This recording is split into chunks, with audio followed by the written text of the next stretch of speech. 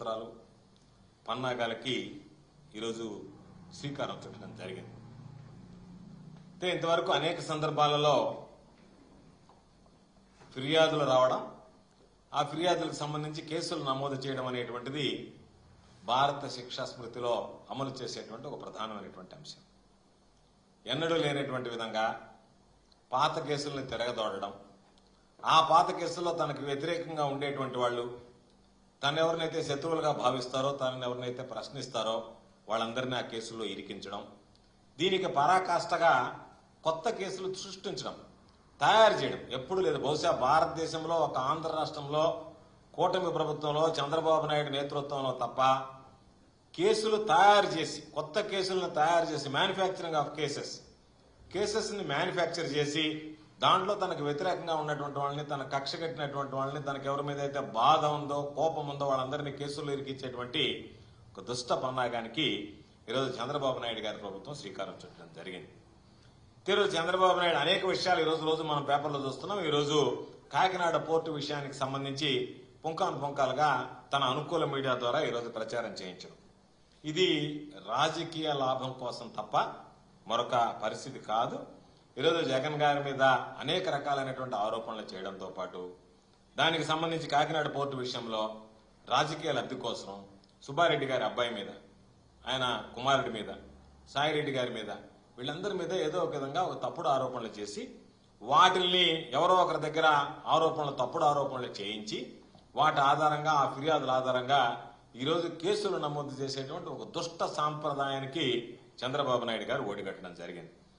జగన్ గారి మీద, అదేవిధంగా మల్టీనేషనల్ కంపెనీ అరబిందోకి సంబంధించినటువంటి కంపెనీ మీద బురద చల్లడానికి చంద్రబాబు నాయుడు గారు ఒక పథకం ప్రకారం ఒక ప్లాన్ వేశారు. దానిని ముందు రేషన్ బియ్యం, కాకినాడ పోర్టుకు సంబంధించి రేషన్ బియ్యం స్మగ్లింగ్ అన్నారు. ఆ తర్వాత అరబిందోకి సంబంధించి కాకినాడ పోర్టులో వాటాలు కొనుగోలు చేశారు కాబట్టి ఇష్ట ప్రకారం స్మగ్లింగ్ జరుగుతుందని చెప్పని ఒక వార్తల్ని వ్యాప్తి చేయించారు. ఆ తర్వాత చివరికి ఆ పోర్టు లాక్కున్నారనేటువంటి దాని మీద కేసు పెట్టించి ఈరోజు ఏదో ఒక విధంగా ఆ కేసులో వీళ్ళందరినీ ఇరికించాలనేటువంటి ఒక ప్రయత్నం చేశారు. ఒక అబద్ధాన్ని సృష్టించడం, దానిని ఏదో ఒక విధంగా వ్యాప్తి చేసి జనాల దృష్టి మరల్చి జగన్మోహన్ రెడ్డి గారి మీద నిందలు వేయడం, తనకు అనుకూలమైనటువంటి వ్యక్తుల చేత వైఎస్ఆర్ కాంగ్రెస్ పార్టీకి సంబంధించినటువంటి నాయకుల మీద తప్పుడు కేసులు పెట్టించి అధికార దుర్వినియోగానికి పాల్పడడం అనేటువంటిది చంద్రబాబు నాయుడు గారికి నిత్యకృత్యంగా మారిపోయింది. ఈరోజు ఒక్కసారి ఈ పోర్టు గురించి చూస్తే, కాకినాడ సీ పోర్ట్ ఏదైతే ఉందో దీనికి స్వర్గీయ విజయభాస్కర్ రెడ్డి గారు ముఖ్యమంత్రిగా ఉన్నప్పుడు శ్రీకారం చుట్టాడు, ప్రారంభించాడు. ఆ తర్వాత ఎన్టీ రామారావు గారు దాన్ని కొనసాగించారు. ఎన్టీ రామారావు గారికి వెన్నుపోటు పొడిచినటువంటి చంద్రబాబు నాయుడు గారు అధికారంలోకి వచ్చిన తర్వాత ప్రభుత్వ రంగ సంస్థ ఆస్తులన్నీ కూడా దాదాపుగా 52 పైగా సంస్థలను అమ్మేసి తనకు సంబంధించినటువంటి మనుషులందరికీ కట్టబెట్టడం జరిగింది. ఆ భాగంలోనే కాకినాడ పోర్టుకు సంబంధించి ఆయనకు సంబంధించినటువంటి వ్యక్తి కేవీ రావు గారికి ఇవ్వడం జరిగింది. ఎప్పుడైతే ఇది కేవీ రావు గారి చేతిలో పడిందో, ఆ పడిన తర్వాత 2019 ఎన్నికల్లో కూడా దీని గురించి సమాజంలో అనేక మంది విశ్లేషించారు, అనేక మంది ప్రచారం చేశారు. 2019 ఎన్నికల్లో ఆ రోజు జనసేన అభ్యర్థిగా పోటీ చేసి జనసేన పార్టీ తరఫున ఆంధ్ర రాష్ట్రంలో నిలబడినటువంటి పవన్ కళ్యాణ్ గారు కూడా దీని మీద అనేక రకాలైనటువంటి విమర్శలు చేశారు. ఎంతమందికి ఉద్యోగాలు ఇచ్చారు, ఎన్ని ఎగుమతులకి మీరు ఎంత ఎగుమతి చేశారు, కాబట్టి దీన్ని అనవసరంగా కట్టబెట్టారు మీ అన్యాయాలకి అని చెప్పి దాని గురించి మాట్లాడడం జరిగింది. దానికి సంబంధించినటువంటి వీడియో క్లిప్పింగ్ కూడా ఒకసారి మీకే చూపిస్తే పవన్ కళ్యాణ్ గారు 2019 ఎన్నికలకు ముందు ఏం మాట్లాడారనేటువంటి దాని మీద కూడా స్పష్టత వస్తుంది. ఇవన్నీ జరుగుతాయని ఆశిస్తే 96లో ముఖ్యమంత్రి గారు, ప్రస్తుత ముఖ్యమంత్రి చంద్రబాబు గారు అప్పుడు ముఖ్యమంత్రిగా ఉన్నప్పుడు దాన్ని ఒక వ్యక్తి కట్టబెట్టేశారు, ప్రభుత్వం అధీనంలో ఉన్నదాన్ని. అలాంటిది కేవీ రావు గారు అనే ఒక వ్యక్తి ఆయన కట్టబెడితే అది ఎంత సంపద ఉంది అంటే ఈ మధ్యన ఎందుకు నష్టపోతుందండి, దీని పేరు ఎందుకు గమనిస్తున్నారంటే మీరు ఎన్ని ఉద్యోగాలు ఇచ్చారు, ఎంత సంపద సృష్టించారు, అందరి ఉమ్మడి జాతి సంపద సీపోర్ట్ ని, మన సంపదని ఒక వ్యక్తి చేతిలో పెడితే ఆ వ్యక్తి ఏం చేశాడు, ఎన్ని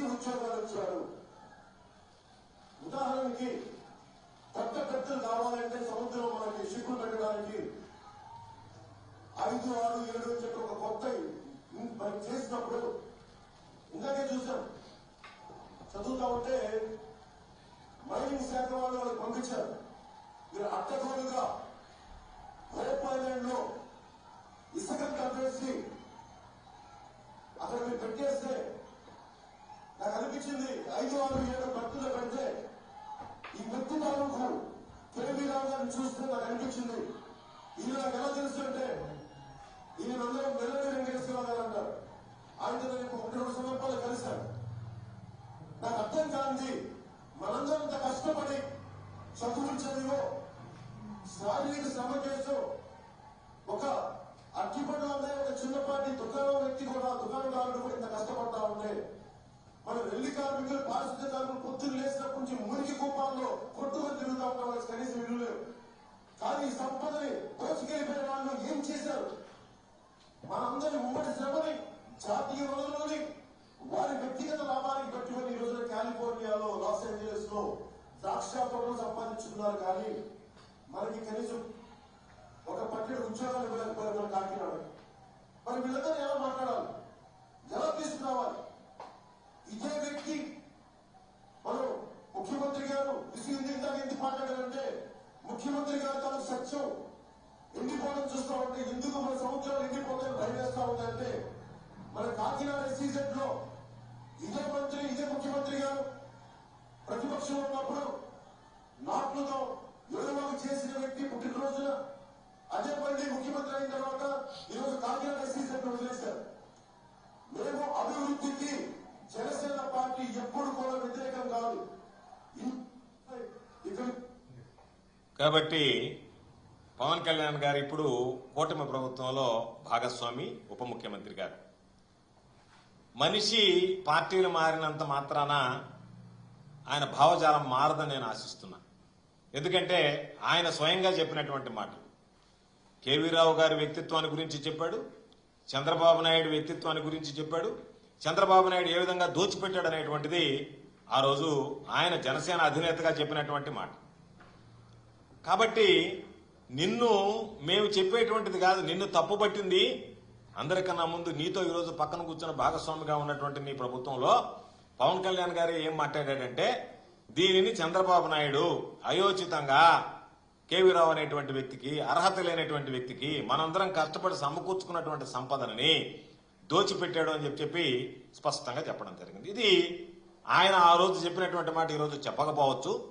ఎందుకంటే నిలకడ లేనటువంటి వ్యక్తి కాబట్టి ఈ రోజు మరలా మాట మార్చొచ్చు. చంద్రబాబు నాయుడు బ్రహ్మాండం అనేటువంటి అభివృద్ధి ప్రదాత అని చెప్పొచ్చు. కానీ ఆయన చెప్పినటువంటి మాట ఏదైతే ఉందో అది ఆన్ రికార్డు ఉంది కాబట్టి ఒకసారి ఆయన ఏమి చెప్పాడు గతంలో, ఈ రోజు ఏం మాట్లాడుతున్నాడు అనేటువంటి దాని మీద స్పష్టత ఉండాలని చెప్పి ఆ వీడియో చూపించడం జరిగింది. ఎందుకంటే రోజు రోజుకి రోజు మారినట్టే మనుషుల వ్యక్తిత్వాలు, మాటలు మారిపోతున్నాయి. కాబట్టి ఒక్కసారి నువ్వు చెప్పినటువంటి మాట మీద నీకు నిలకడ ఉందా లేదా, ఈ రోజు దాని మీద నిలబడుతున్నావా లేదా, దాని నుంచి తప్పుకొని ఆ రోజు నేను తప్పు చెప్పాను, తప్పు మాట్లాడాను కాబట్టి నేను తప్పుడు మాటలు తప్పుగా మాట్లాడడం అనేటువంటిది నాకు అలవాటు అనేటువంటి దాని మీద ఆయన వివరణ ఇవ్వాల్సినటువంటి పరిస్థితి.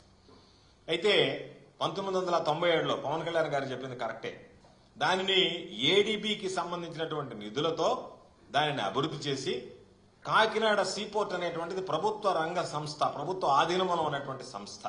అది లాభాల బాటలో ఉన్నప్పుడే చంద్రబాబు నాయుడు గారు దీన్ని తన మనిషి అయినటువంటి కేవీ రావుకి కట్టబెట్టడం జరిగింది. ఇది చరిత్ర ఎరిగినటువంటి సత్యం. దాన్ని ఆ రోజు ఒక విదేశీ కంపెనీని తీసుకొచ్చి, అదొక స్కామ్, ఒక విదేశీ కంపెనీని తీసుకొచ్చి దానిని ముందు పెట్టి బ్యాక్ డోర్ లో కేవీ రావు గారు దాని వెనక చేరి దానిని దక్కించుకోవడం జరిగింది. అయితే కాకినాడ పోర్టుకు సంబంధించినటువంటి దాంట్లో పైకి కేవీ రావు కనిపించినా దాని వెనక చంద్రబాబు నాయుడు హస్తం ఉంది, చంద్రబాబు నాయుడు బినామీగా అయిన చలామణి అయ్యాడని కూడా ఆ రోజు అనేక రకాలైనటువంటి వార్తలు రావడం జరిగింది. సరే, ఆ తర్వాత జరిగినటువంటి పరిణామ క్రమంలో కేవీ రావు గారు తన ఆధీనంలో ఉండేటువంటి సంస్థలో ఉన్నటువంటి షేర్లని అరబిందోకి అమ్ముకోవడం జరిగింది.